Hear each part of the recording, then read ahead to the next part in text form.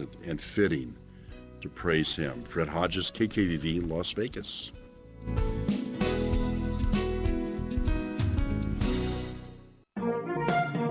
Are you easily distracted with his Las Vegas city lifestyle? Well, keep on listening to KKVV Las Vegas so you can keep your focus on God. Have you heard? Proactive is America's top acne system because it's fast and gentle, and it's all about prevention. So stay tuned for a chance to participate in a 60-day trial to prove it. Do you have troubled skin, acne? With Proactive, you can heal your acne and help prevent new breakouts. Right now, in this radio area, we're looking for just 50 people with moderate acne to demonstrate exactly how fast Proactive works. The first 50 callers who qualify can try Proactive risk-free for 60 days. And you get our dermatologist's clear skin or it's free guarantee. Plus, the trial includes our legendary refining mask and green tea moisturizer free. Be one of the 50 lucky people to complete this 60-day risk-free trial. You won't see this offer in stores or on TV. It's a radio exclusive. Supplies are limited and the trial offer ends soon. So call now. 1-800-575-9206. That's 1-800-575-9206. 1-800-575-9206. Alors, bien-aimés dans le Seigneur, c'était Pasteur Carlo Tegenus.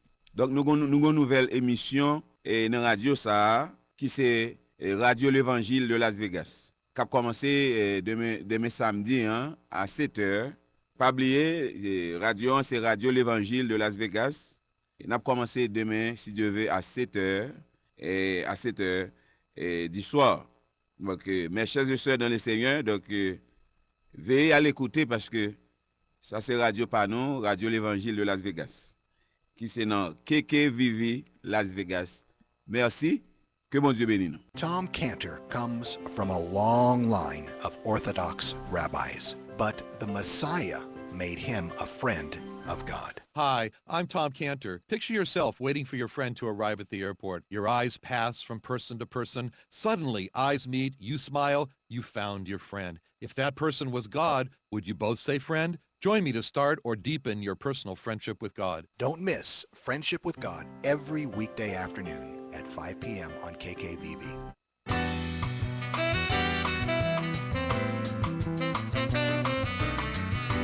Welcome to Open Book Radio Club, a membership program of like-minded people. Your words should be heard to increase awareness of what you do. Become a part of a growing community and let Open Book Radio Club highlight you. Well, hello everyone, and thank you for tuning in to Open Book Radio Club. I am here once more to talk to you about a book, music, or small business.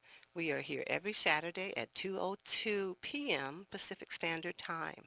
And you can pick us up on kkvv.com. There is a spot where you would click on and you can see us live streaming, or you can click on Listen Live if you don't have that capability, and you can hear us anywhere in the world. So thank you for tuning in to the radio station, 1060 AM or kkvv.com. Now, before I go into the program, I want you to know that we are having a fantastic rummage sale right now as I am speaking. I was there this morning. It's going on all the way up until 5 o'clock in the evening, and the proceeds are going to come to us here at kkvv.com and KKVV 1060 Radio, because we are in the process of trying to accumulate funds for a translator, an FM translator that will allow us to be 24 hours a day, static free. You would be able to hear us and our power won't go down in the evening time. So we are asking for donations for gifts, and you know that you can send it here to the radio station. But in the meantime, if you're looking for some good stuff, then you need to be at the rummage sale. And I'm going to give you the address and the location. It's 7101 Cascade Valley Court. It's here in Las Vegas, Nevada, and the cross streets are Cheyenne and Tenaya. They're at the La Quinta Hotel, and you can't miss that. When you pass the hospital, start looking for the hotel. It's towards the back, and so you got to definitely be looking up so you can see the sign. And that rummage sale is going on right now. It's the last great rummage sale, and it's going on right now up until 5 o'clock. When I leave the studio, I'm rushing back over there. So if you'd like to meet me, come on down. We would love to have you there. Fred Hodges, which is the general manager, is sitting there right now, and he has wonderful Bibles to sell. So please come and join us at the rummage sale. And remember, the proceeds is going to be going to us for a translator, so it is of a good cause, okay? Thank you so much. Now let's get with the program. I have a wonderful person here who wrote a book, and I think it's a book that everyone needs to read, and every teenager needs to know about, because things do happen, and they especially happen when you're in the wrong place at the wrong time doing the wrong thing. And you know what I mean by that. So I have her here, and I'm going to introduce her, but I want to tell you a little bit about her. So I'm going to read her bio. It's Bonita, correct? Correct. And then how do you pronounce your name? Faye? Faye. Okay, okay, because it has an H in there and it kind of throws me off, but I'm going, it's got to be Faye. Anyway, she is a native of Milwaukee, Wisconsin, and the mother of 3 beautiful children. She is a speaker, a mentor, a community change agent, a published author of Guilty, The Inside Story. In 2002, Miss Faye was actively using and selling marijuana. It was during this time that she witnessed a friend's murder. Fearing for her safety and struggling with sticking to the code of the streets, she was led further into depravity. Bonita was facing 80 years in prison, and so I'm going to repeat that. 80 years in prison, and the loss of her 3 beautiful children to the state of Wisconsin. During her incarceration, because of course they would still put her in, she prayed and she decided to take advantage of everything the system had to offer, because she was determined never to return to prison again. Miss Faye is honored to be selected as one of the Spotlight Successful Ex-Offenders for OAR, which stands for Opportunities, Alternatives, and Resources. It is a nonprofit ex-offenders program, and it is located in Fairfield, Virginia. Her passion is assisting women recently released from prison, and to date, Bonita has worked as a consultant with several well-known human service agencies in Milwaukee and Las Vegas. So I want to welcome her to the show. Welcome. Thank you. I would like to say that this book, and I'm getting ready to hold it up so everybody can see it. Those who are looking on the internet, you can actually see this book. It is in black and white. It is a beautiful cover. It is a young lady with her head down. And the title is Guilty, which is very big. And then it says The Inside Story. In other words, let me tell you the truth. Let me tell you what really, really happened. So before I go into the interview, I must say that this book does have vulgar language in it. Not on every page, but it is there. And I want to pre-warn those who are interested in purchasing this book that you do get it and that you read it first. If there's words that you need to black out, you can do that. But I do have to warn you, since we are a Christian radio station. This book was written after what happened. And now things have changed because she is a Christian.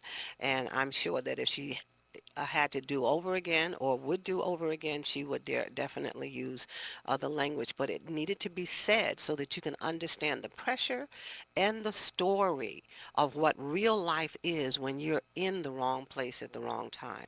And prison is definitely the wrong place for a young lady who has children that she needs to raise.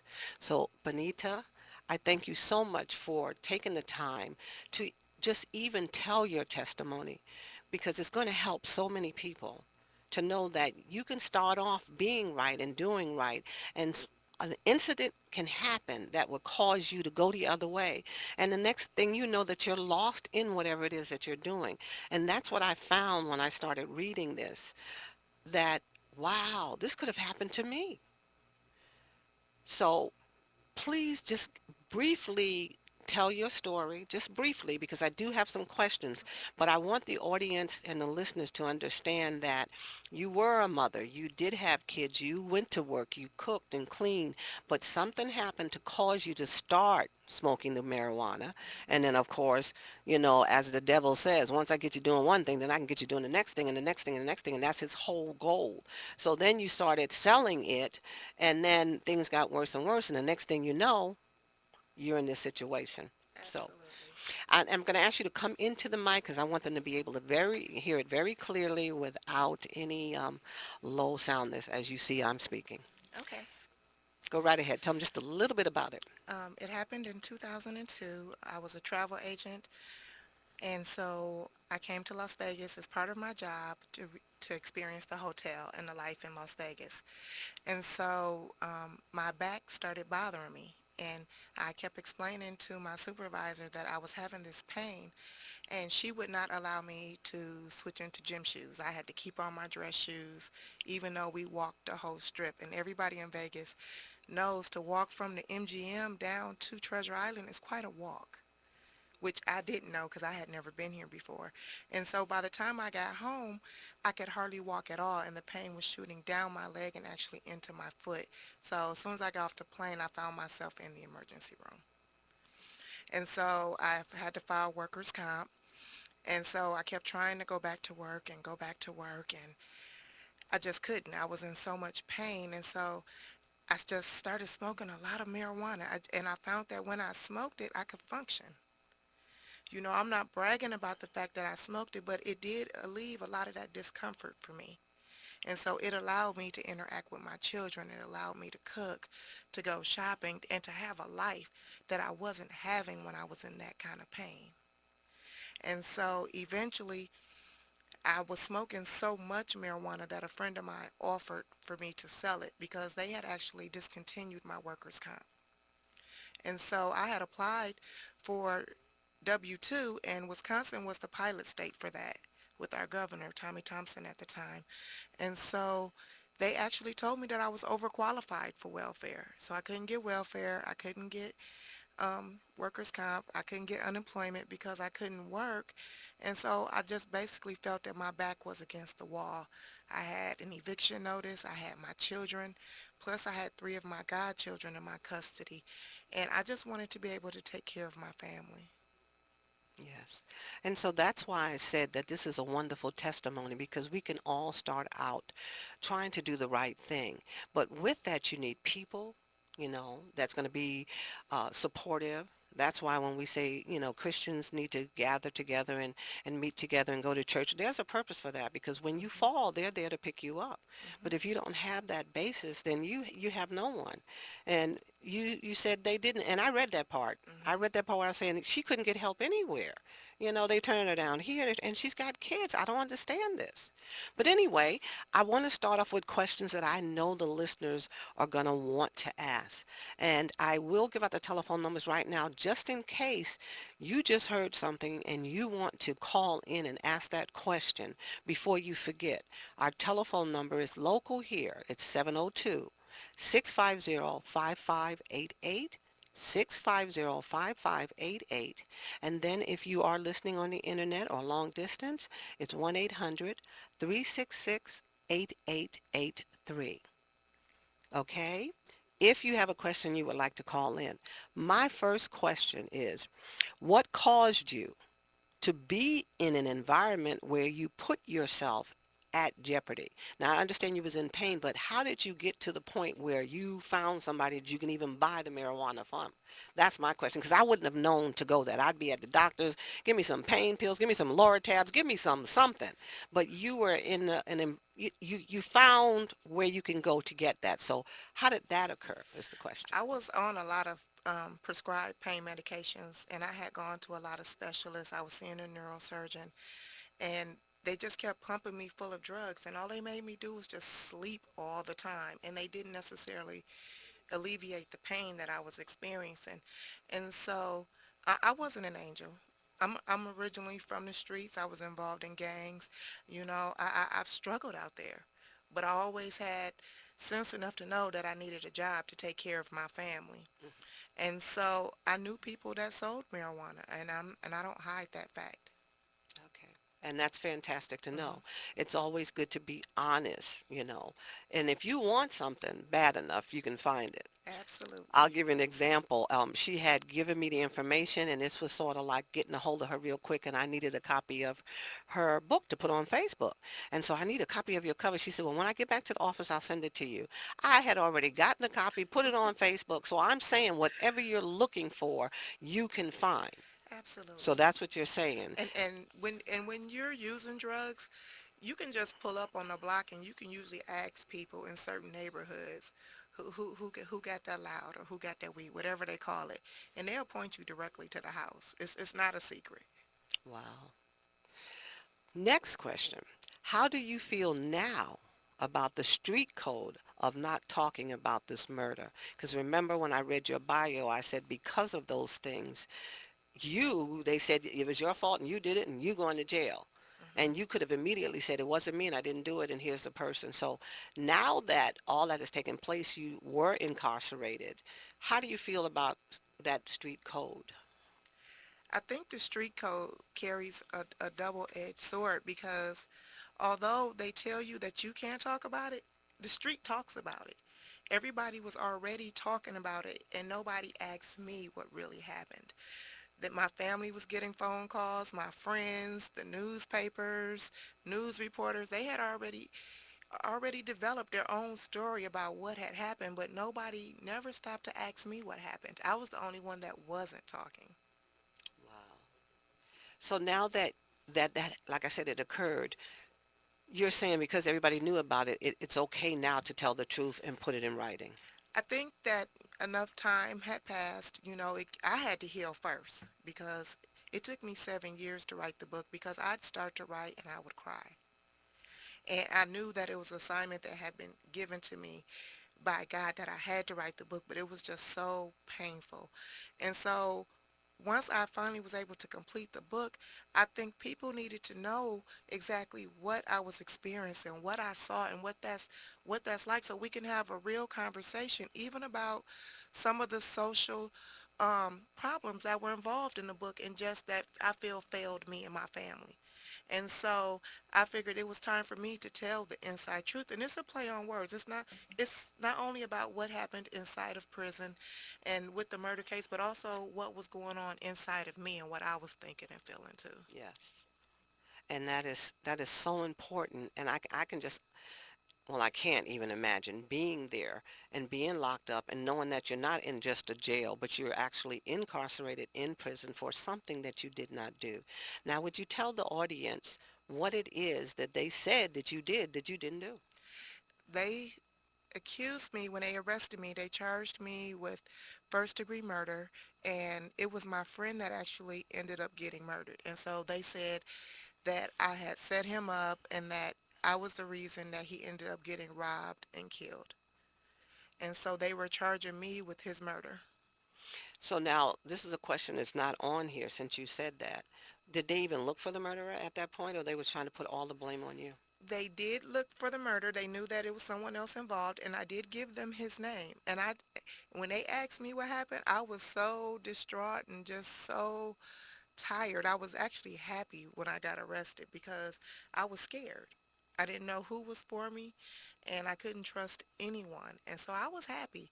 And so I told them what happened, and I just remember the detective screaming in my face where his spit was just flying in my face, and he was like, you did this, and you're going to jail for it. You're going to do 80 years. And I'm like, but I didn't. I'm telling you the truth. You asked me for the truth. I'm giving it to you. So they went and they talked to the other young man that actually did the murder, and he blamed it on me. Oh, So okay. he kept saying, no, she did it, she did it, she told me to do it. And they were actually giving him coffee and candy, and they were treating him, and I didn't know it at the time, but they were treating him like he was this golden child. And I'm sitting here saying, I didn't have any knowledge of this. I didn't know any of this was going to happen. But they were determined to charge me. Wow. Okay, so my question is, how did the police know to come to your house and arrest you? And that's a good question, and I get asked that question often. They knew to come to my house because my daughter's father had told one of his friends, and he was trying to protect us. He told one of his friends, and so that friend of his ended up getting caught up in um, a possession drug case. He got stopped and he had drugs on him. And as soon as he got in the back seat, the door wasn't even closed, and he was like, I know this girl named Benita, and I know about this murder, and he was spilling it in the back seat before he even got to the police station. Okay, okay, because that was the first thing when I started reading it, because you start out the book talking about that part, and I'm going, wow, they're knocking at her door, and it wasn't just one, Right. it was several of them, and how did they even know? So that answers the questions. Hmm. There's always a rat in the bunch. Always. And so he was facing the three strikes and you're out. And so he was talking right away to avoid his own punishment. Oh, okay, okay. So this book really shows you how you can get involved in stuff that you don't even know what's going on until doors start opening and information starts spilling out, and then you're going, wow, you're just one little part in this big old picture. And the picture is what Satan designed. And Absolutely. he is maneuvering through. And I'm saying that because I want that point to get across that when you're in a place like that, know that it's him. And there's always other avenues. And as I started reading it, I'm going, wow, wow, wow. And then on top of that, that really got me, and I want to make it a point, is that they were going to give you 80 years.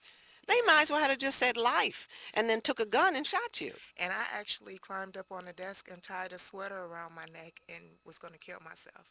Because when you hear those numbers, you don't know what to do. It's like 80 years, especially for something that I had not done.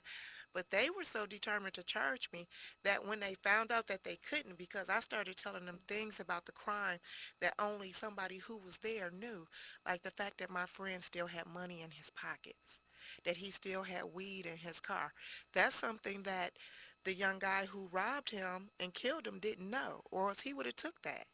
I had my friend's car keys. I didn't touch his car. I didn't touch his belongings. And so that's how they ended up dropping the charges, but the DA was still sending me threatening letters, telling me she was going to charge me with anything that she could charge me with. And she actually found, she ended up charging me with conspiracy with intent to deliver 2,500 grams of THC. And then she later on came back and charged me with an additional charge, and that charge was theft from a corpse because I had my friend's cell phone and his keys and I threw it away. So you had to do prison time for that, real prison time for the charges that they actually got away with charging you. How many years or months or days did you spend incarcerated? I got 2 years for each count and they were ran concurrent, but I ended up getting the longest time for the theft from the corpse. I got more time for that than I did the drug case. Wow, unbelievable. Hmm. But I do want to say that there was a turning point for me while I was in jail. And I know we don't have a lot of time, but I really need to share this. I was hallucinating, having dreams that evil spirits were talking to me, and I was really scared. And I actually saw visions of dark things outside my window, and they were calling my name, and I just really prayed.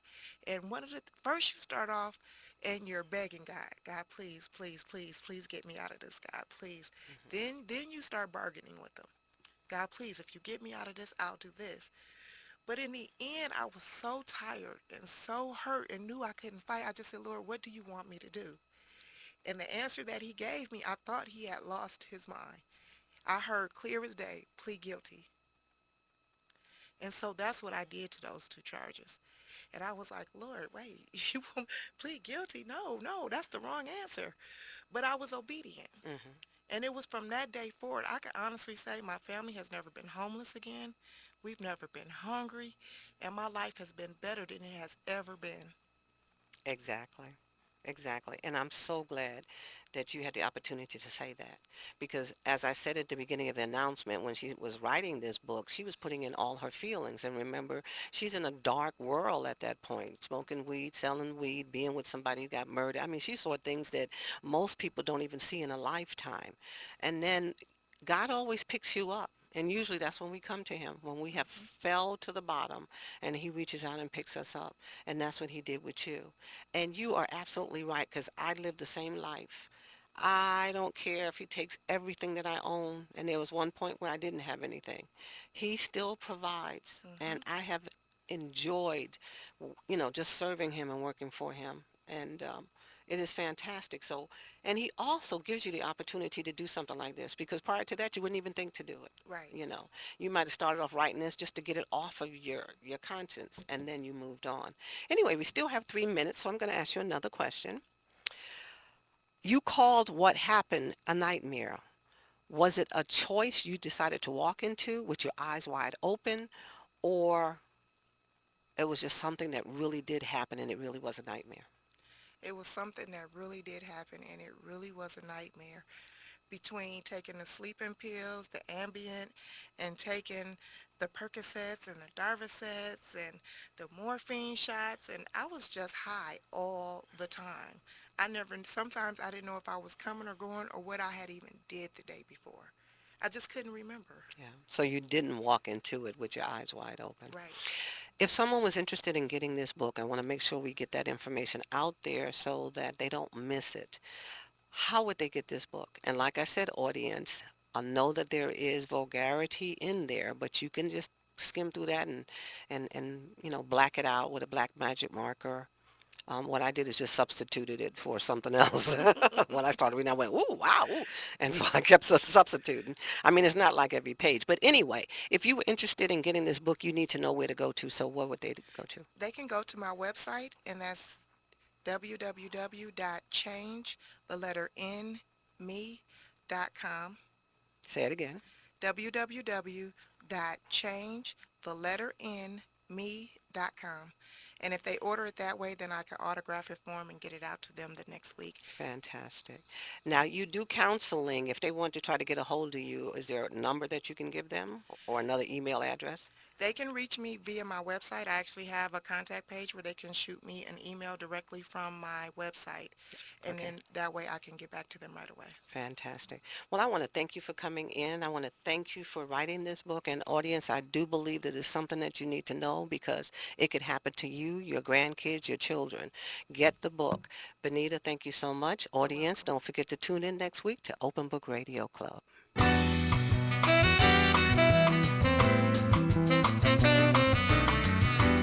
Thank you for tuning in every Saturday at 2:02 p.m. to Open Book Radio Club, where like-minded people tell their stories. Poets, authors, small businesses, spoken word, and music writers come together as a community. So don't forget, tune in every Saturday at 2:02 p.m. to Open Book Radio Club. American Family Insurance believes your dreams are what matter most. That's why we offer affordable ways to protect them. My dream is to own a second car and a house with a 2-car garage to keep it in. My dream is to start my own business and make my son my first employee. Whatever your dream, we can help protect it. Learn more at amfam.com or contact